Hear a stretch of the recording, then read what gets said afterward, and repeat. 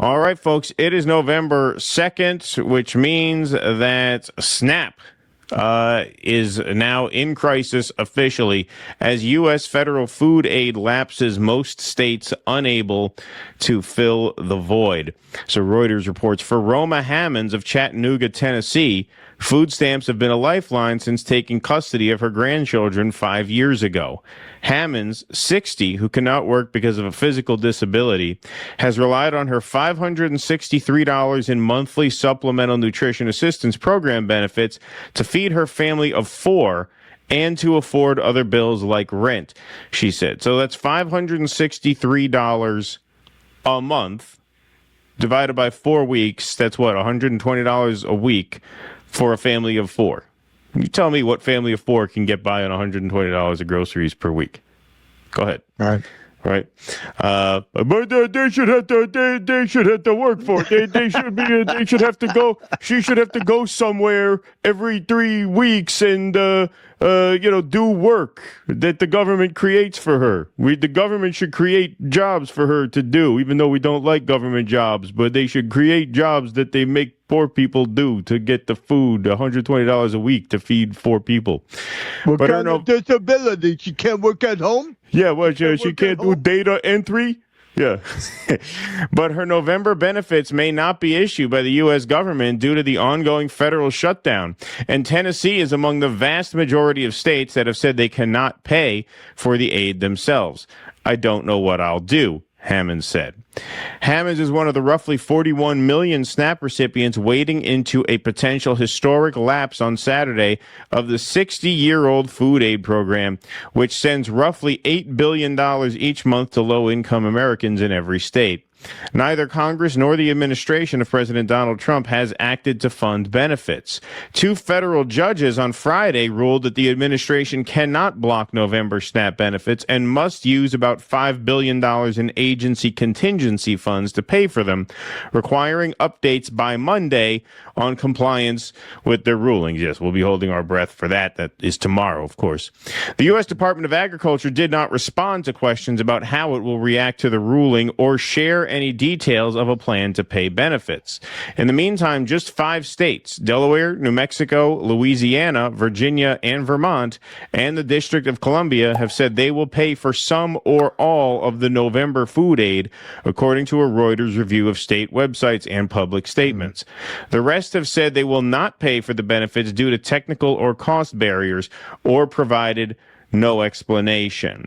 So just to remind everybody of why this is happening, because we went into this in some detail on the last show, the Republicans are insisting that these, SNAP benefits not be backstopped in order to turn the heat up under Democrats to reopen the government without renewing the Obamacare subsidies. In other words, they want to send the message, well, if you don't agree to double the healthcare premiums for 20 million people, then we will not agree to backstop these food stamps. And if there was any doubt about that, if there was any, inkling or of a thought in your mind that was just my interpretation, well, here it is from Mike Johnson himself saying exactly, yes, this is about increasing pressure on the Democrats. This has been a stalemate for 30 days, and it's not just Democrats. You also have one of the most conservative Republican senators, Josh Hawley, who says, at least, please move money around to feed people. Why not consider that? Because if you deviate from the goal of reopening the entire government, Chuck Schumer and the radicals over there will continue to play games with people's paychecks, their livelihoods. And if you do just part of this, it will reduce the pressure for them to do all of it, to do their basic job, and that is reopen the government. This is very real and very serious, and they can end it today. There you go. So if we fund SNAP, that will reduce pressure on them to do what they're supposed to do, which is reopen the government and allow people's health care premiums to double next year. So that's what's going on. And Miss Rachel, Miss Rachel is easily on the list for dissidents of the year. No question. No question. I mean, just incredibly based. She posts this to her Instagram. Imagine slashing SNAP, the program that helps children in the U.S. not go hungry, while sending billions in weapons to another country to kill other children. Damn. That's good. And she adds to that on her own text. I had multiple times I was too broke to get food. I even ate free sugar packets for calories. It's nothing to be ashamed of. As a child, I grew up with a single mom who worked 2 jobs and went back to school. She raised me so well, and I even named my daughter after her. I made $13 an hour for 40 hours a week at daycare in New York City, and it was not enough to make ends meet. Taxes for helping others, not for bombing others. I pay a lot in taxes now, which I'm so happy to do, but I don't want a penny of my tax money going to kill kids and innocent people. I want it going to help people. Also, people who say they are Christian and want to cut SNAP and Medicaid, Jesus definitely said to feed the hungry, love your neighbor as yourself, and he healed the sick. I stand with the poor and the oppressed always. So that's a great statement if you're not Tim Pool. So Tim Pool quotes this. Those are the key quotes from her Instagram post and says, Miss Rachel is a demon who harms children. Keep your kids away from this shit. Wow. Miss Rachel is a demon who harms children. Keep your kids away from this shit. So Adam says, odd reaction to saying kids deserve food and water. Yeah. I think so. Duopoly Destroyer, that's Nico House, our friend Nico House, says the lack of self-awareness one has to lack in order to unironically tweet this out while regularly cheering for a genocide is absolutely mind-blowing. Jesus Christ, you're an idiot. Yes, you notice Nico House, a dad himself. Congrats. I think they just added a new one to the family recently. The Spectre, this guy's my favorite, though. Dude, you support people who fuck kids. Yeah, exactly. That's another thing. It's another thing to remind these people of every chance you get. She is anti-genocide, supports inclusion, love, and peace. Sit down and shut the fuck up. Yeah, absolutely. Absolutely. I mean, you really have to take stock of just what a lowlife you are if you can bring yourself to say Ms. Rachel is a demon. Keep your kids away from this shit. Like, you really have to have sunk pretty low. It just really shows you how much they take for granted that they have an audience of morons. Because to feel like you don't even have to think that through. Right. You could just press the buttons in the lizard brain. Yeah. She harms children. She's a demon. Keep your kids away from this shit. And that your audience just gonna, and some of them will be like, Yeah. I bet you she's of course. trans. I bet she's into trans. Yeah. I bet her kids are trans. Yeah, right, exactly. like What's the what thing? they're relying on, like just to speak that language of cultural offense, and you don't even have to think about the content. And they're right about some. I think that's too stupid even for the audience that Tim Pool cultivates for the most part. I think that's why she's like the Zionist worst nightmare, because it really is like going after Big Bird. Well, yeah, Like obviously. how do you sell that? Well, yeah, I mean, obviously, and this is where, Scott Jennings, who, popularized this kind of sort of evaluation of the sort of politicking of the moment, talked about how, Democrats and liberals and the left, broadly speaking, according to him, get on the 20% side of 80-20 issues. Well, what do you call this? Like, this is either, yes. I mean, I think there's a big part of he just knows, what bottom-feeding scumbags make up his audience. But there's also, I think, a certain arrogance that because you just won a culture war last year, that you could just say whatever the fuck you want without alienating ordinary people. Yes. Whereas you ask 80 out of 100 people who a more sympathetic figure is Tim Pool or Miss Rachel, I guarantee you that's an 80-20 issue you're on the wrong side of. I think it's 90-10. Yeah. At least that is at least an 80-20 issue that you are on the wrong side of. But let's hear from some of those 20% right now. So oddly enough, a woman named Rachel says, I wish Miss Rachel would tell us where in the Bible it says that the government is responsible to feeding the people. Well, you linguistic genius. you could already see the quality of mind you're dealing with here. Yeah, right. Yeah. Real linguist there. So KJM quotes Deuteronomy 14:28 to 29. At the end of every 3 years, bring all the tithes. Is it tithe or tithe? Tithe. Tithe, right? It's like There's not one thing I know how to pronounce. right. Tithes. Okay, that's a tough one. At the end of every 3 years, bring all the tithes of that year's produce to store in your towns, so that the Levites, who have no allotment or inheritance of their own, and the foreigners, the fatherless, and the widows who live in your towns may come and eat and be satisfied, and so that the Lord your God may bless you all in the work of your hands. Owned. But she comes back, where does it say the government? You didn't prove your point at all. Nice try, though. So a tithe is literally a percentage of your income. These people are so stupid. So stupid. Like, you don't even understand that that's the government at that time. Yeah.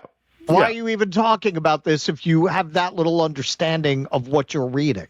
I mean, even if you don't understand that, the fact is you are compelled by God. Right? Well, you want to talk about, that was the government at the time. Well, yeah, whatever. But even on the splitting those hairs level, who's administering the tithes? Right. Yeah, right. Exactly. Who are you giving the tithes to? Right, exactly. Where does it say the government? Nice try. Do you know what a tithe is? Yep. Any verses that say the government is responsible for feeding the people? No. Okay, then. Owned back. Jesus. So KJM, who posted that Deuteronomy verse, says, what church can feed the orphan, widower, and foreigner at scale? I pay taxes to the government. I do not pay compulsory tithes to any church. Feeding the hungry is one of the most Christian things can do. I'm happy that the government is able to provide at scale that the church cannot. So let's take it from this guy here, to be like Christ. Follow that YouTube channel, folks. We couldn't recommend this YouTube channel strongly enough. I don't know this guy's biography. Looks like a sincere Christian. He trims his beard, more Christian than I am. Well, Jesus didn't. Yeah, that's true. Jesus didn't. But, times change, right? So he's trying to be like sexy Christian. Exactly. Sexy Jesus. Yeah, that's right. For a modern audience. So here he is explaining this Deuteronomy verse and what a tithe is. Tithes, verses 22 through 29. So the people of Israel were required under God's law to tithe a portion of their harvest to God. A tithe is like a percentage of what you make. A portion of that was to be dedicated to God. When they entered the land of Canaan, they were to bring their tithes to God's appointed place of worship, which we talked about a couple of chapters ago. God was going to appoint a special place where all worship was going to happen. They're supposed to bring their tithes there. But if they lived far away from God's appointed place, God made a provision for them. They were allowed to bring their tithe to God's holy place in the form of money. They could convert it to money and bring that. That's a lot easier than bringing, a big old wagon of grain or something like that. The Israelites were reminded not to neglect the Levites who lived amongst them, because you remember the tribe of Levi was special, as we talked about in our character section. They didn't receive a land inheritance like the other tribes. So the other tribes were supposed to remember them, not to neglect them and their needs. Now, at the end of every 3 years, we're told, the people were to bring their tithes to their town and to share them with the Levites, the sojourners, the orphans, and the widows, anyone in need. Right. So they had to set aside a percentage of their harvest for anyone in need to give to the tribe of Levi. The tribe of Levi didn't have a lot, but you know what they did have? They had good genes. Oh, that's a good one. Boom. Is that like that? I'm gone for the rest of the show. This whole segment was a setup for that line. At that time, by definition, the government was a theocracy. There was no separation. Like, that's kind of the whole thing with the Bible. You see that also in Hinduism versus Buddhism. The earlier religion also has to do double duty as a government. Once you have stability, once you have laws, once you have taxes, once you have a government, then you have these religions that are more pure philosophy, that are not as concerned with what you do if your neighbor steals your chicken. Whereas both the Hindu texts and the Old Testament are very concerned with legalisms like that. There is no difference between the religion and the government. By definition, the religion is the government in the context of the Old Testament. Well, right. But like, I mean, yes, but like, regardless of that, like, there's no question that Christians are compelled by God to be charitable to the poor, to give to the poor. That's pretty basic. That is pretty basic. And yes, the fact that he cited that for her, she was like, well, the government didn't say it. Yeah, but, you know, she's not the only one out there. This is something that's kind of getting around. The rabbinate at that time would have literally been the government. Yeah. This is somebody else here who went somewhat viral here. What is it, about 600,000 views, 444 at the time that I clipped this here. Says, I got one simple question. Fuck your feelings and just answer it simply. Where in the Bible does it say you need to go fishing or hunting and give away all your food to everybody else? Fuck your feelings. It ain't about your feelings or your emotions. Answer the question simply. Where in the fucking Bible does it say that you're supposed to go fishing or hunting and give away all your food to everybody else? I find it in the Bible for me and show me. I need to know, because everybody making it like everybody's supposed to take care of the rest of the fucking world. It's not my job to feed your fucking family. It's my job to feed mine. I created my family. It's my responsibility to make sure my family eats, not yours. So fuck your feelings. Show me in the Bible where it says I'm supposed to feed the rest of the fucking world with my shit that I did. It ain't in it. It's not in the Bible. It's not in the Quran. It's not in any religious book that thou shalt go and go hunting and kill my own deer and give it to the next motherfucker because he didn't want to. You get a little specific there. In the morning to go hunt. Yeah, no, right. It's not in there. So fuck your feelings. It's not my job to feed the rest of the fucking world because they don't want to do nothing. I said it. You said it. Where is it in the Bible that I got to find turnips, I got to wash turnips, I got to cut them into quarters, and I got to put them in a broth? I don't see that. Yeah, right. Exactly. I would appreciate it if these fucking assholes would stop like wrapping their brokenness in some sort of like moral pretense. This is clearly at the rank and file level. People who are just too afraid to reckon with the reality that their enemies are their bosses. Their enemies are the corporations who they work for, who refuse to pay people a living wage, and thus are the real beneficiaries of the SNAP program. Companies like Walmart and McDonald's pay shitty wages to their employees. The executives and the shareholders keep the surplus that comes from paying such shitty wages, and those get subsidized by the government in the form of food stamps to help the employees buy food because they're not given enough money by the corporation. So these are people who are too cowardly to reckon with that fact, because to reckon with that fact would be to have to come to terms with their own powerlessness. And that's something that a lot of people don't want to do. What they would much rather do is come up with a reality in their mind that makes people less powerful than them their enemies, because they have the power to punish them in the form of shit like this. And so it's really contemptible. It's really not respectable. And on the level of the Tim Pool types, it's just straight up diabolical, because guys like Tim Pool get rich poisoning people with this hatred and this propaganda. And he picked a fight with Miss Rachel. That's one that you're never going to win in the court of public opinion. And a lot of people are going to find out when this fever breaks just how ostracized they will be from society. There's stuff we can't even show you here because it might trigger some sort of like AI censorship. But you saw a lot of like, these, blonde-haired, blue-eyed Shiloh Hendrix type influencers paint themselves in blackface and imitate black people who were upset that their food stamps weren't coming. Like, when this fever breaks, you're going to be unemployable if people know who you are. You're muted. Something happened with your mic. It got disconnected.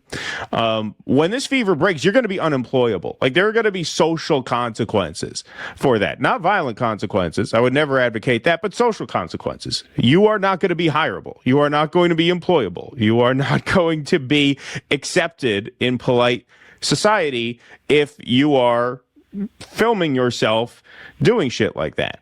And, you know, for everybody, for this guy, like, I won't go as far as to say that for him, this is an example of the peasant mind. That is what that is. And the profiteers in this space who may not, I mean, I don't know, Tim Pool never struck me as a particularly bright guy, but he is definitely cashing in on poisoning people with this bile. And so it's really contemptible stuff. If you can help out and help get people, there's a pizzeria in town. I'll probably feature them on the next show, who's doing free personal pies for people under 18 every Monday and every Thursday. No questions asked, no proof of anything. If you're having a hard time, you need free pizza, they're giving it out a couple days a week. So people will step up. Mutual aid is important to get through times like this. But man, are these fucking people not helpful at all. Yeah, I mean, it's partly not wanting to know. It's partly when you've never been shown how to be strong, you're going to signal weakness and call it strength. That's really what that guy's doing. That's some pick-me shit. Like, you could feel that way. Why'd you make a video about it? That's pick-me shit. Of course. It's like the truck driver. I can make a list of 5 things that I do. Right. Oh, yeah. The guy who, the Elon guy. Yeah. Yeah, you know why? Elon's going to hire you as his fucking mini-me, man. He's going to sit you in a couch next to him. Yeah, right. Agree, whatever. Yeah, that's what's going to happen. They're going to pick you.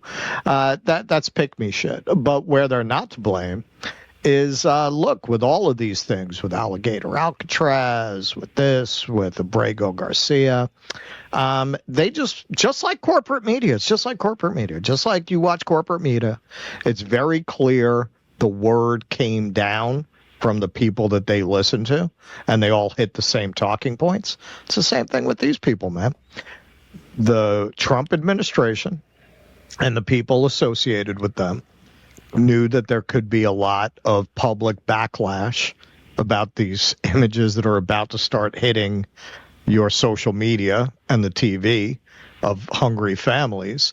They prepared the peasant minds to be resistant to those images by getting Benny in the Closet and Tim Pool and Alex Jones and the rest of these bought and paid for shills, Eric Doherty, to all of a sudden, one after the other, start telling you, yeah, 90% of them are illegal immigrants who get these aid. You know what? I believe everyone should work. Blah, blah, blah, blah, blah, blah. Drill that into people's heads because they know what's coming. That's what it is. So these people, what if all of these people were actually honest and said, you know what? In the end, we all work for BlackRock. In the end, BlackRock has a stake in every company, and it's completely killed, even if you believe in capitalism, it's killed competition, because when the same company owns the 4 biggest airlines, there is no competition. They make money either way, so they're incentivized to just raise prices in all those airlines. They're not competing. That money's we're working for BlackRock, man. BlackRock has money in Google, which owns YouTube. You see them talking about venture capital buying up houses. If they did, these people would talk about it, man. They would. We saw in the Sanders campaign, right? He went up in front of the Fox audience, starts talking about healthcare. They're all cheering him. That is the point. That's why they bought all of these completely unscrupulous douchebags, including Joe Rogan, who we'll get to a little later in the show, who keep the peasant mind from understanding the bigger picture. But you are right. Part of why it's easy to go along with that is, how do you beat BlackRock? Right? It's so much easier to convince yourself, I'm a man, I feed my family. That's so much harder than like BlackRock. Because you're not taking down BlackRock without overthrowing the entire system. And that's such a daunting concept. It's easier to punch down on your neighbor. Right. It's psychologically much more comforting. Of course. Right. And it is a defense mechanism against self-pity. Right. Because people don't want to pity themselves, which is that is like respectable. Like it's a respectable instinct to like not want to pity. Yeah. Right. And some don't. But like generally speaking, like people don't want to feel bad for themselves and feel like their lives are shit for reasons that are beyond their immediate control. Right. Exactly. So punching down at poor people is a way of convincing yourself, A, that I do control my own destiny because I work this many hours and I get what's mine. And that's that. Right. But also, punching down at poor people, it gives them an explanation for why they are where they are. That is much more comforting than thinking that they're up against this Goliath that has its boot on their neck at all times and there's nothing they can do to get them off of it. That's a very scary thing for people to accept. Other than to risk things they don't want to risk. Right. Yes. Yep. Absolutely. Please clap.